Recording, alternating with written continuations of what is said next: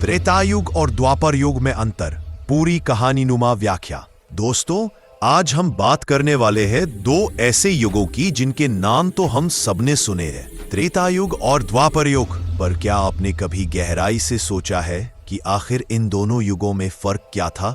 कैसे बदलते गए लोग, समाज, धर्म और इंसानियत? चलिए आज इसी रहस्य को सरल और बोलचाल वाली भाषा में समझते हैं। ऑलराइट, युगों का परिचय।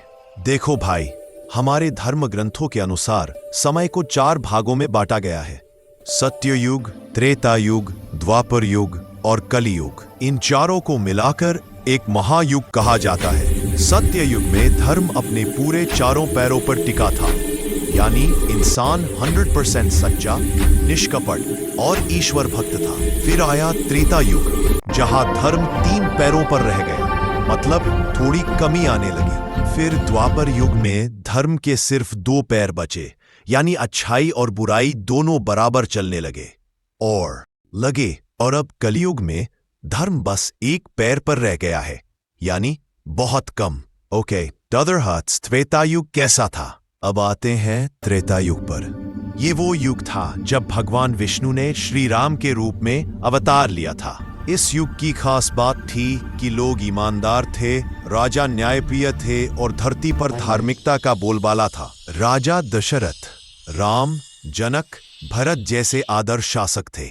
जनता अपने राजा से प्यार करती थी और राजा जनता के सुख दुख का ध्यान रखता था। धर्म, नीति, मर्यादा और सच्चाई, यही चारों स्तंभ इस युग की पहचान थे। श्री राम को मर्यादा पुरुषोत्तम कहा गया क्योंकि उन्होंने अपनी पूरी जिंदगी धर्म के अनुसार जी। भाई का धर्म निभाया, पिता की आज्ञा मानी, पत्नी की मर्यादा का पालन किया और जनता के लिए खुद का सुख त्याग दिया। त्रेता युग में लोग यज्ञ, हवन, पूजा और तपस्या से ईश्वर को प्रसन्न करते थे। धरती पर तब भी बुराई थी, जैसे रावण, मारीच, सुबाहु जैसे दैत्य, पर अच्छाई इतनी शक्तिशाली थी कि बुराई टिक नहीं पाती थी। 3. द्वापर युग कैसा था? अब बात करते हैं द्वापर युग की। यही वो समय था जब भगवान श्री कृष्ण का जन्म हुआ था। अगर त्रेता युग में धर्म और नीति के बल पर युद्ध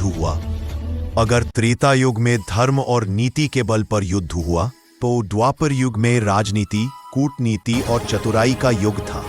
महाभारत की पूरी कथा द्वापर युग में हुई, जहां भाई भाई में युद्ध हुआ, रिश्ते बदल गए और धर्म का मतलब समझना भी कठिन हो गया। श्री कृष्ण ने सिखाया कि सिर्फ नियमों से नहीं, बल्कि बुद्धि और विवेक से भी धर्म निभाना चाहिए।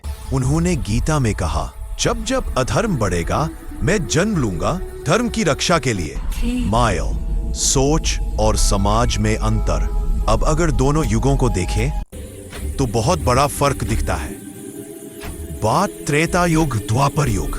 राजनीति सीधी सादी, मर्यादित चालाकी और नीति से भरी।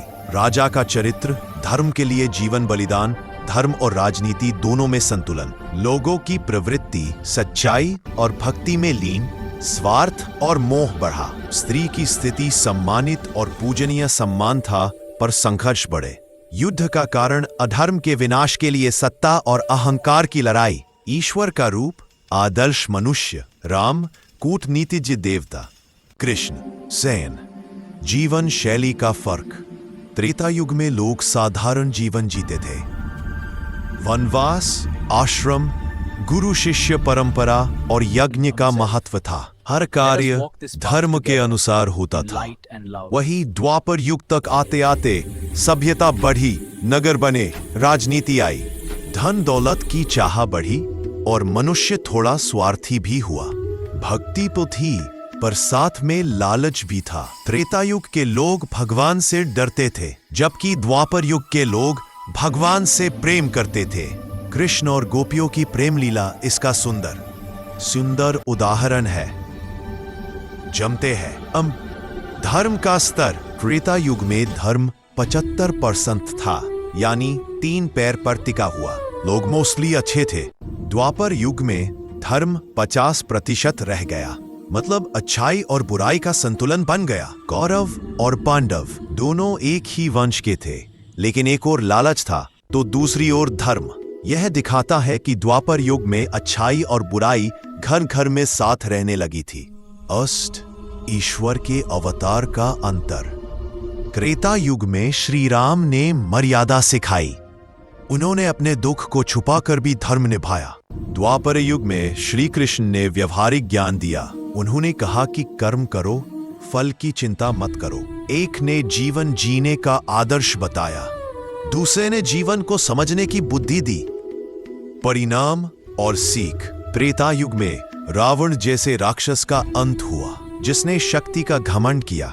द्वापर युग में दुर्योधन का अंत हुआ, जिसमें अन्याय और अहंकार का साथ दिया। मतलब हर युग में ईश्वर ने अधर्म को खत्म किया, बस तरीका बदलता गया। त्रेता युग में युद्ध धर्म के लिए था, द्वापर युग में धर्म की परिभाषा समझाने के लिए। आज के लिए संदेश। अगर सोचो तो आज हम कलयुग में जी रहे हैं, जहां त्रेता युग की मर्यादा भी खो गई और द्वापर युग की बुद्धि भी कम पड़ गई। पर अगर हम श्री राम की तरह धर्म का पालन करें और श्री कृष्ण की तरह विवेक से निर्णय लें, तो आज भी जीवन सुंदर बन सकता है। निष्कर्ष तो भाई, त्रेता युग और द्वापर युग दोनों ही इंसानियत के लिए शिक्षा छोड़ गए। एक ने सिखाया कि जीवन में मर्यादा जरूरी है, दूसरे ने बताया कि हर हाल में धर्म और बुद्धि साथ चलने चाहिए। त्रेता युग आदर्शों का युग था और द्वापर युग ज्ञान और विवेक का युग।